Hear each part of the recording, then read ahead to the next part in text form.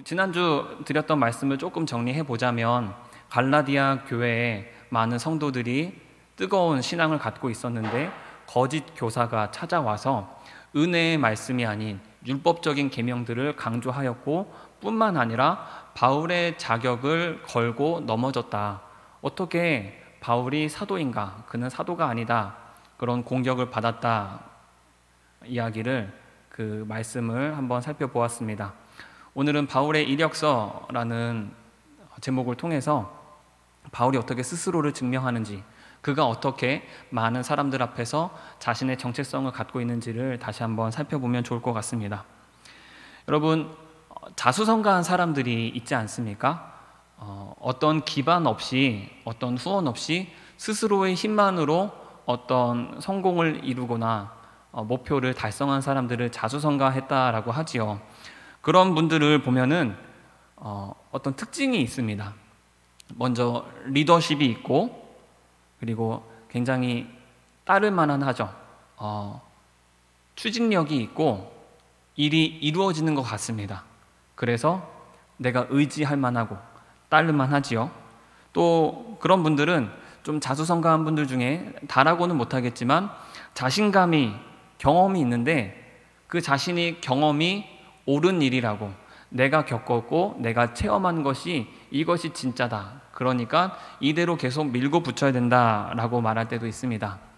다시 한번 이야기하자면 조금은 사고의 유연성이 부족할 때도 있지 않나라는 것이죠. 그래서 고집이 곧 또 아집이 되어버려서 자신의 발목을 붙잡는 경우도 종종 있지 않나 여겨집니다.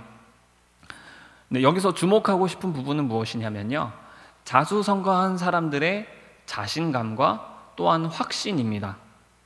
그 자신감과 확신이 어디에서 비롯되었나, 그들은 무엇 때문에 그렇게 강하게 밀어붙일 수 있는 추진력이 있는 것일까? 그것은 경험이죠. 그리고 체험입니다. 내가 온 몸으로 부딪혀서 얻어낸 돈 주고도 살 수 없는 체험이 그들에게 체득이 되었기 때문에 그래, 난 할 수 있어, 한번 부딪혀보자, 이런 자신감이 있다라는 것입니다. 바울은 다메섹으로 가던 도중에 예수님을 만났습니다. 그 예수님을 만난 강렬한 체험이 그에게 누구도 흔들 수 없는 그 강렬한 경험이 있었습니다. 그리고 그 경험을 바탕으로 세상을 변화시켰습니다. 바울은 아무도 무너뜨릴 수 없어요. 그리고 아무도 지워버릴 수 없는 확신이 올곧게 있었기 때문에 그는 이 세상을, 전 세계를, 유럽을 변화시키는 하나님의 도구로 쓰임받았다라는 것입니다. 저는 우리 청년들이 그러한 바울의 자신감과 확신이 있기를 간절히 소망합니다. 그 자신감과 그 확신을 저는 스토리라고 말하고 싶습니다. 직원 채용을 담당하는 인사과 직원들에게 묻죠. 어떤 기준으로 사람을 뽑으십니까? 수많은 이력서들을 마주하게 될 텐데 그때 어떤 기준을 갖고 사람을 택하십니까? 라고 한다면 당연히 좋은 스펙이라고 하겠죠. 좋은 스펙에는 여러 가지가 있을 것입니다. 그런데 이력서에 적혀 있는 어떤 내용이 한 사람의 마음을 움직이게 할까? 그것은 그 사람이 가지고 있는 스토리이죠. 엄격하신 아버지와 다정다감하신 어머니 밑에서 부족함이 없는 유복한 환경에서 자랐습니다, 이런 이야기 말고요. 그냥 우리가 흔히 할 수 있는, 많은 사람들이 쓰는 그런 너무나 흔해 넘치는 이력서 말고, 저는 이런 환경에 있었습니다. 저는 이런 어려움을 맞닥뜨린 적이 있었습니다. 그런데 그 가운데에서 저는 그것을 극복해내고 저는 값진 결과물을 얻어내었습니다. 그래서 저는 지금 이런 경험과 또 이런 생각을, 가치관을 갖고 있습니다. 이런 이야기가, 이런 스토리가 어떤 사람들에게 감흥을 불러일으키고 또 매력을 어필하게 된다라는 것입니다. 나를 한 단계 더 끌어올려준 고난은 무엇인가? 좌절과 실패를 극복해낼 수 있었던 나의 그 동기는, 나의 바탕은 무엇이었나? 그래서 나는 지금 어디에 이르렀는가? 그래서 나는 현재 어떠한 위치에 있는가? 이런 스토리, 이런 드라마를 사람들은 원한다는 것입니다. 그것이 비단 인사 채용을 담당하는 사람들뿐만 아니라 사실 우리 주변에 있는 모든 사람들이 그런 스토리와 드라마를, 감동적인 이야기를 원하고 있지요. 사도 바울이 그러했다라는 것입니다. 역경과 실패를 딛고 일어선 감동적인 스토리를 써내려 갔습니다. 여러분, 바울의 실패는 무엇입니까? 바울이 겪었던, 그가 맛보야만 했던 실패는 무엇이죠? 그것은 나는 교회를 핍박한 자였다라는 것입니다. 오늘 읽은 성경 13절입니다. 내가 이전에 유대교회에 있을 때 행한 일을 너희가 들었거니와 하나님의 교회를 심히 박해하여 멸하고 라고 스스로를 그렇게 표현합니다. 하나님의 교회를 핍박하고 박해하는 자였어요. 그 예수님을 믿으면 안 돼 라고 말하는 사람이었고, 거기에서 그치는 것이 아니라 하나님의 교회를 아예 진멸하려고, 아주 없애버리려고 했던 사람이었다라는 것입니다. 이 세상의 교회의 그림자도 비춰지지 않도록 그는 모든 교회를 파괴하고자 하였습니다. 14절입니다. 내가 내 동족 중 여러 연갑자보다 유대교를 지나치게 믿어 내 조상의 전통에 대하여 더욱 열심히 있었으나, 나는 내 민족들, 내 동족들, 또 내 또래 어떤 사람보다 더욱 앞장서 있는 사람이었다. 나는 유난한 열심히 있는 사람이었다라는 것입니다. 우리 조상의 전통을 따르고자 하는 아주 열성적인 사람이었다. 내 길이 아닌 곳을 향하여서 나는 그렇게 잘못된 길을 걸어가는 사람이었다라는 것입니다. 사실 나는 지금 이렇게 복음을 전하고 있지만 한때 잘못된 길로 빠져서 잘못된 방향을 향해 잘못된 생각을 가지고 열심히 달려가는 사람이었다. 하나님께서 부르신 그 뜻이, 사명이 있는데 그것을 미처 알지 못한 채 열성적으로 살아가는 사람이었다. 여기 원어를 보면은 그 열성적이다 하는 게 젤롯입니다. 예전에 한번 말씀드린 적이 있는데, 칼을 차고 무력을 통해서라도 이스라엘의 독립을 꿈꾸었던 열심당원들이 있습니다. 그들을 뜻하는 단어지요. 아주 극단적인 사람들, 아주 무모하고 과감하게 세상을 변화시키고자 했던 그런 열성적인 마음이 나 자신에게 있었다. 나 그렇게 부끄러운 인생을 살아간 적이 있었다라는 것입니다. 여기서 우리가 기억해야 될 것이 있습니다. 지금 바울이 자신의 과거를 말하고 있죠. 내가 옛날에 이러이러한 사람이었다. 사실 고개를 들고 큰 소리로 당당하게 말할 수 있는 자랑거리입니까? 사실 그렇지 않습니다. 부끄러운 일이죠. 고개를 들지 못하는, 나 옛날에 좀 이런 사람이었어 라고 말한다는 것, 내가 잘못 살아왔었습니다 라고 말하는 것이 입 밖에 꺼내기가 쉬운 것은 아닙니다. 그런데 그 역경과 어떤 고난을 이겨내고 극복해내고 감동적인 아름다운 스토리를 가지고 있는 사람들은요, 혹여 좀 흠이 있고 유쾌하지 않은 나의 과거라 할지라도 스스럼 없이 이야기할 수가 있습니다. 거리낌 없이, 사실 나 예전에 이런 사람이었어 라고 자연스럽게 꺼내놓을 수 있어요. 왜냐하면 이제 아무렇지 않기 때문에. 왜냐하면 나는 하나님의 은혜를 받고 변화된 사람이기 때문에. 나는 그 하나님의 은혜를 힘입어서 그때 그 어려운 시절을 이제는 이겨냈고 다 지나갔고 나는 완전 새로운 사람이 되었기 때문에 이전의 과거가 비록 그것이 잘못으로, 내 실패로, 내 오점으로 남아있다 할지라도 그것이 사람들에게 거리끼거나 그것을 밝히기 두려운 것이 결코 아니라는 것입니다. 저의 이야기를 잠깐 드리도록 하겠습니다. 이제 많은 분들이 알고 계시겠지만 저는 결코 어린 시절이 아름답지만은 않았죠. 아버지께서 가정을 버리시고 어머니와 홀로 살아가야 했습니다. 지금은 용어가 바뀌었어요. 근데 예전에는 생활보호 대상자라고 했습니다. 지금은 차상위 계층 좀 이런 식으로 표현이 되는 것 같아요. 정부의 지원을 받아야지만 살아갈 수 있는 사람이라는 뜻이지요. 저희 가정은 생활보호 대상자였어요. 근데 학년 초가 되면은 뭐 중학교든 고등학교든 학년 초가 되잖아요. 그럼 이렇게 조사하는 게 있나 봐요, 학교에서. 그럼 담임 선생님이 수업 시간 이제 끝나갈 때쯤에, 종료할 때쯤에 조사를 하는 거예요. 혹시 여기 생활보호 대상자 있으면 손 들어봐. 그럼 저는 손을 들어야 되잖아요, 그쵸? 저 생활보호 대상자입니다. 저 정부의 지원을 받고 있습니다. 말하기 쉬웠을까요? 쉽지 않았습니다. 지금 그 친구들이 40명 넘는 친구들이 거기 다 앉아 있는데 거기서 제가 손을 이렇게 들어요. 저희 집 가난하다는 거죠. 우리 집 가난합니다. 우리 집은 정부의 도움을 받지 않으면 살 수 없는 집안 환경입니다. 어떻게 그런 말을 할 수가 있겠어요? 어떻게 우리 아버지 어머니 이혼했다고 말할 수가 있겠어요? 지금은 너무 흔해진 것 같아요.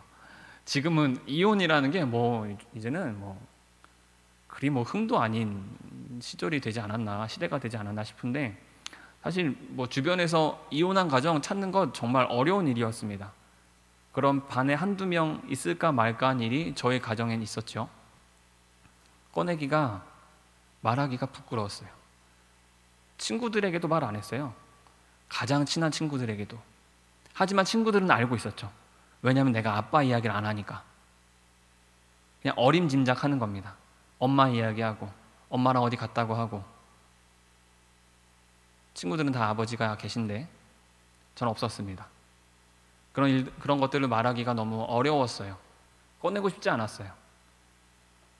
그런데 지금은 아닙니다. 저는 이제 저의 그 이전의 일들이, 그 이전에 우리 가정사, 결코 유쾌하지만은 않은 그 가정사를 밝히는 일에 있어서 결코 부담감이나 어려움이나 부끄러움이 없습니다. 하나님께서 그 시간을 통하여서 저에게 역사하셨음을, 하나님께서 그 과정을 통해서 저를 연단하셨고 저를 지금에 이르게 하셨음을 저는 제 삶을 통해서 경험하고 깨달았기 때문입니다. 저는 여러분들에게 그런 동일한 은혜가 있기를 간절히 소망합니다. 여러분 청년이잖아요. 여러분은 20대, 30대입니다. 여러분은 이제 많은 것들을 겪게 될 거예요. 때로는 아파할 때도 있어요. 때로는 고통도 있고 실패도 있고 좌절도 맛봐야 할 때가 있습니다. 아무리 내가 노력해도 되지 않는 일을 겪을 때가 있고, 사람과의 관계에서도 내가 상처받을 때가 있어요. 내가 정말 믿었던 사람인데 그 사람이 나를 버린 것 같은 때가, 내가 아무리 노력해도 내가 목표로 했는데 도달하지 못하는 어떠한 일들이 있어요. 때로는 그게 너무 숨고 싶어요. 밝히고 싶지 않아요. 그래서 명절이 싫고, 그래서 집안 어른들을 만나는 게 너무 괴롭고, 그런 순간이 우리에게 이따금씩 찾아올 때가 있습니다.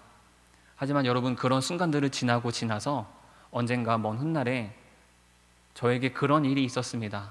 그런데 그 과정을 통해서 하나님께서 역사하심으로 나는 은혜를 체험하였고 나는 지금 이 순간에 이르렀습니다 라고 담대하게 고백할 수 있는 우리 모든 청년들이 되기를 간절히 소망합니다. 15절을 보도록 하겠습니다. 15절 보면, 그러나 내 어머니의 태로부터 나를 택정하시고 그의 은혜로 나를 부르신 이가, 깨달았다는 것이죠. 나는 지금까지 유대교의 가르침을, 교리를 전하며 조상들의 전통을 따라 살아야 한다고 아주 강렬하게 열성적으로 가르치던 사람이었는데, 하나님을 만났더니 이게 아니었음을, 사실 나는 어머니의 태에서부터, 어머니 뱃속에 있을 때부터 나는 그 그리스도의 복음을 전하기 위하여 선택받은 사람이었는데 그걸 이제 깨달았다라는 것입니다. 그래서 16절에 그 아들을 이방 사람에게 전하게 하시려고 그를 기꺼이 나에게 나타내 보이셨다. 제가 지금 쉬운 성경으로 읽었어요. 그 아들을, 복음을 이방 사람들에게 전하게 하시려고 내 속에 나타내시기를 기뻐하셨다. 기꺼이 나에게 나타나셨다. 기꺼이 나에게 찾아오셨다. 다메섹에서 그 그리스도인들을 잡아 죽이려고 허락받기 위해서 가던 그 길, 예수님을 만났던 그때, 사울아 사울아 네가 왜 어찌하여 나를 박해하느냐, 그때 그 순간 지금 이야기하고 있는 거예요. 나를 부르셔서 나에게 사명을 주셨다 이야기를 합니다. 근데 그 이어서 어떤 말이 나오냐면 그때 나는 사람들과 의논하지 않았다. 우리 읽은 성경에 보면 예수님 만났던 그때에 내가 곧 혈육과 의논하지 않았다라고 적혀져 있습니다. 우리나라에서 보통 혈육이다라고 말하면 가족을 뜻하죠. 아버지와 자식 간의 관계, 어머니와 자식 간의, 형제 간의 관계를 혈육이라고 하는데 지금 여기 성경에서 말하는 것은 그 가족이 아닙니다. 피와 살로 되어 있는 존재, 사람, 휴먼을 말하는 것입니다. 내가 예수님을 만났을 때 사람들과 의논하지 않았다. 내 주변 사람들과 내가 만나는 사람들과 그 일을 이야기하지 않았다라는 것입니다. 또 17절입니다. 또 나보다 먼저 사도된 자들을 만나려고 예루살렘으로 가지 아니하고 아라비아로 갔다가 다시 다메섹으로 돌아가노라. 내가 예수님을 만났는데 그 예수님을 만난 이후로 그 이야기를 가지고 그 사건을 가지고 예루살렘으로 가서 먼저 사도된 사람들, 예수님의 12제자들 베드로와 야고보와 요한과 또 나머지 사람들 있지 않습니까? 그 사람들 만나려고 내가 거기 가지 않았다라는 뜻입니다. 정리하겠습니다. 사도 바울은 다메섹으로 가던 길 중에 예수님을 만났습니다. 그 사건을 가지고 주변 사람들과 의논하지 않았고 먼저 된 예수님의 12제자들 사도들과도 그 이야기를 하지 않았습니다. 시시콜콜하게 내가 사울이라는 사람인데 예수님께서 나에게 음성을 들려주셨어. 나에게 찾아오셔서 먼저 빛이 비추었고 음성이 들렸는데 나는 예수라 하시면서 나에게 귀한 사명을, 복음을 전할 사명을 주셨습니다. 여러분들, 베드로요, 야고보요, 나도 당신과 같은 나도 사도입니다. 나는 여러분의 새로운 동료입니다. 나를 받아주십시오. 나와 함께 이 귀한 사역을 해봅시다. 이런 이야기를 입 밖에 내지 않았다라는 것입니다. 오히려 3년여 시간 동안 잠잠히 머물러 있었다. 제가 지지난주에 설교할 때 말씀드렸습니다. 예수님을 만나고 사도 바울이 예수님을 만나고 바로 곧장 그 귀한 사역에 매진하게 될 줄 알았는데 오히려 하나님께서 멈추게 하셨다라고 했지요. 먼저 3년 동안 아라비아에서 보내야 했고 그 후에 또 고향 다소에서 10년여를 보냈다라고 말씀드렸지 않습니까? 지금 그 이야기하고 있는 것입니다. 17절에서 내가 예루살렘으로 가지 아니하고 아라비아로 갔다. 그 3년 동안 아라비아에 있었다. 그 이야기를 하는 것입니다. 나는 예수님을 만나고 사람들에게 이차저차 나의 사연을 말하지 않았다. 오히려 나는 3년 동안 깊이 하나님과 교제하는 시간을 가졌다라는 것입니다. 18절입니다. 그 후 3년 만에 그 아라비아에 있다가 3년 만에 게바를 방문하려고, 게바는 베드로입니다. 베드로를 만나려고 예루살렘에 올라가서 그와 함께 15일을 머무는 동안 베드로를 15일 동안 만났나 봐요. 19절에 주의 형제 야고보 외에 다른 사도들을 보지 못하였노라. 예수님의 형제 마리아의 아들 야고보 있지 않습니까? 그 사람 말고 난 만난 적이 없습니다 라는 것입니다. 20절입니다. 보라, 내가 너희에게 쓰는 것은 하나님 앞에서 거짓말이 아니로다. 나 지금 여러분들한테 뭔가 더하거나 빼거나 하는 것이 전혀 없이 있는 그대로 팩트만 이야기하는 것입니다.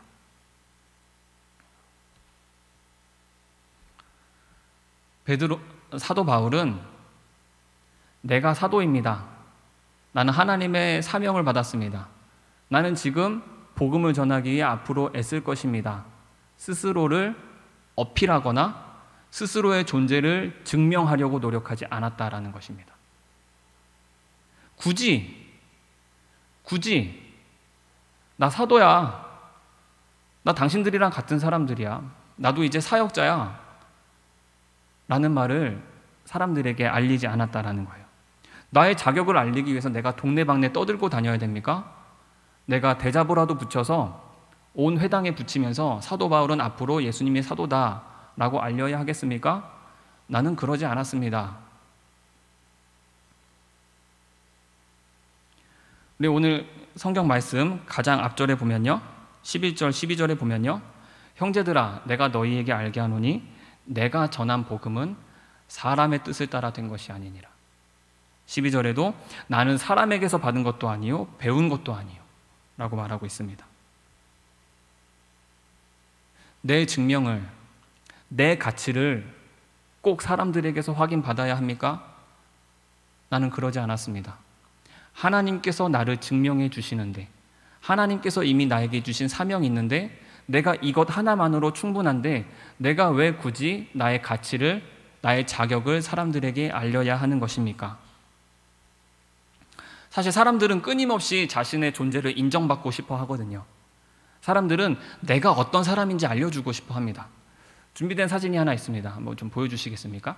제가 인터넷에서 이게 좀 보다가 재밌는 거 하나 발견하고, 여러분들도 혹시 봤는지 모르겠는데, going out in public, 밖에 나갈 때, 외출할 때를 뜻하죠. 가장 왼쪽에 poor, 가난한 사람이라는 것입니다. 이 여인이 두르고 있는 옷이 보이십니까? 치장하고 있는 것, 명품으로 아주 꽉꽉 채웠지요. 그런데 옆 가운데 리치라고 되어 있습니다. 유명한 연예인이지요. 아주 심플하게 간단하게 입었습니다. 제일 오른쪽에 슈퍼 리치래요. 그냥 부자가 아니고 어마어마한 초거대 부자라는 것이죠. 입은 걸 보세요. 화려합니까? 우리가 알만한 상표가 붙어 있습니까? 없습니다. 슈퍼 리치, 가장 오른쪽에 있는 저 인물이 누군지 아십니까? 저커버그입니다. 저커버그는 누굽니까? 페이스북을 만들어낸 사람이죠. 지금 젊은이들 가운데 이 전 세계에서 가장 부자인 사람입니다. 가장 큰 영향력과 가장 많은 부를 쥐고 있는, 아마 어딥니까? 세계 부자들 조사하는 곳 있지 않습니까? 분명히 10손가락 안에 들 사람입니다. 그 어마어마한 부자가 지금 입고 있는 옷을 보세요. 허름하다 못해 그냥 우리가 그냥 주변에서 너무나 흔하게 볼 수 있는 사람이죠. 근데 여기서 집중하는 것은 무엇입니까? 이제 빼주셔도 됩니다. 사진은.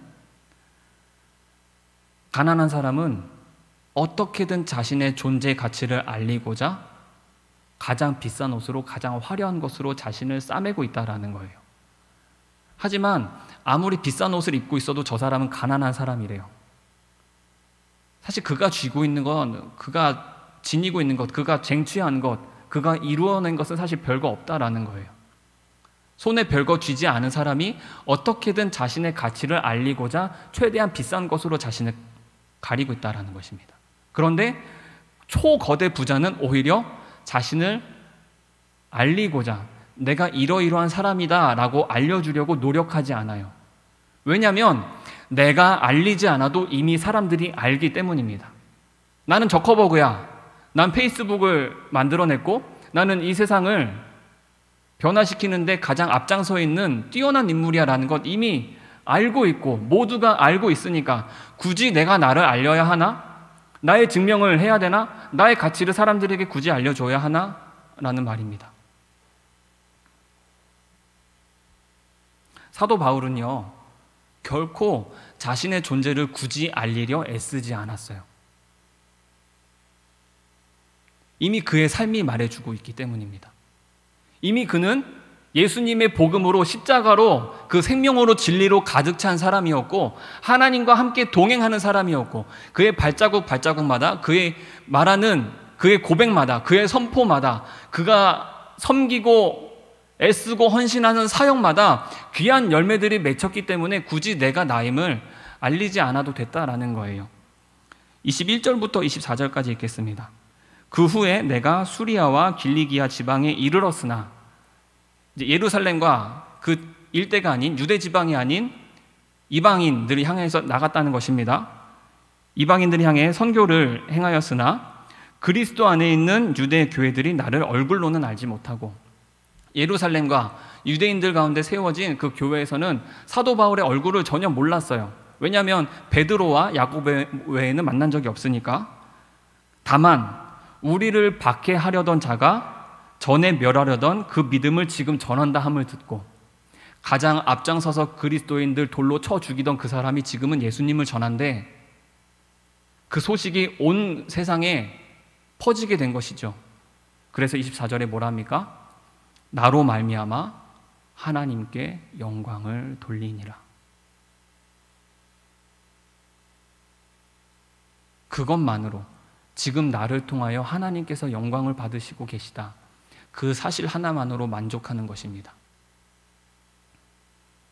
저는 우리 사랑하는 청년부 모두가 이런 사도 바울과도 같은 이력서를, 사도 바울과 같은 스토리를 써내려 가시기를 소망합니다.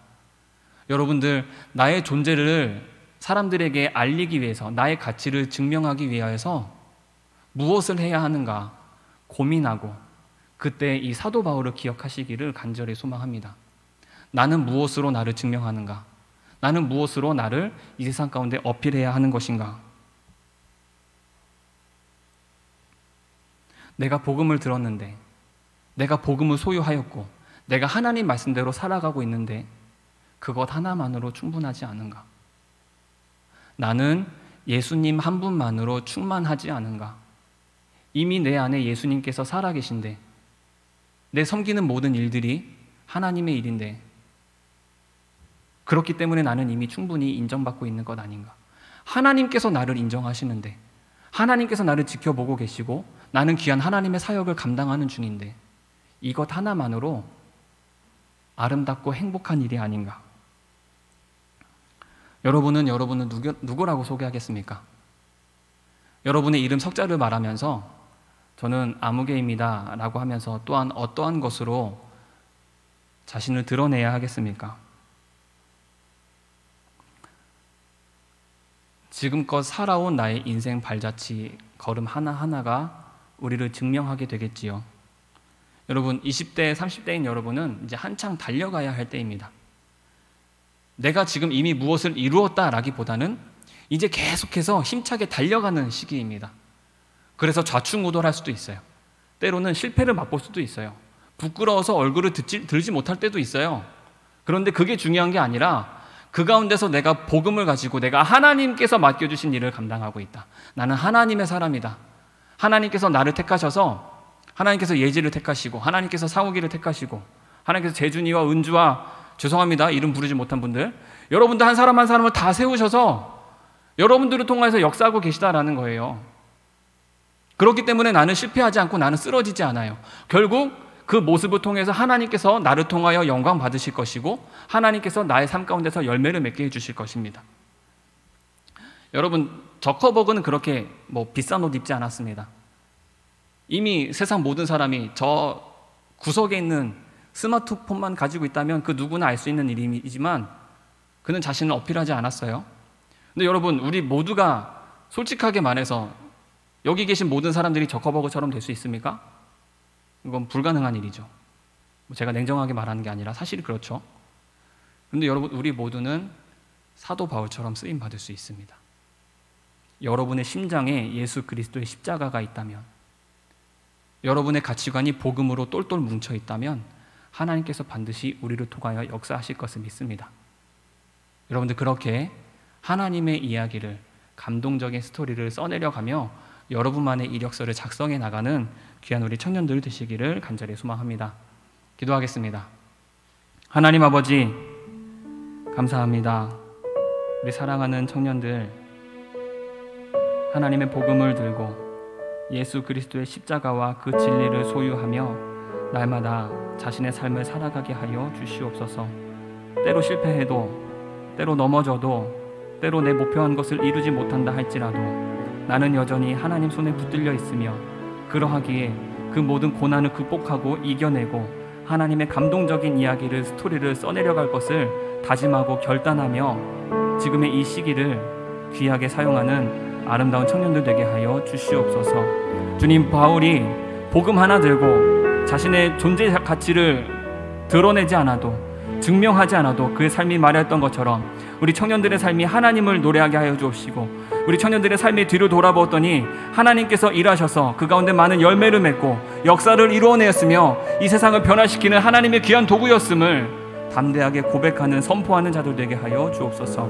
감사드리며 예수님의 이름으로 기도드립니다.